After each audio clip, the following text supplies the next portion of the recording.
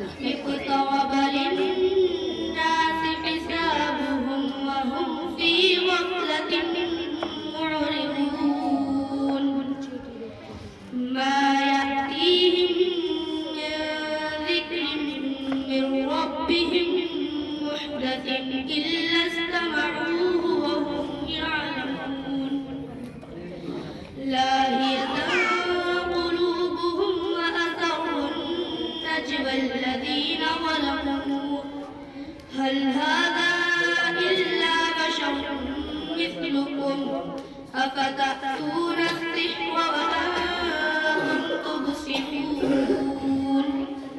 قال ربي يعلم القول في السماء والأرض وهو السميع العليم بل قالوا أضغاث أحلام بل افتراه بل هو شاعر فليأتنا بآية كما أرسل الأولون ما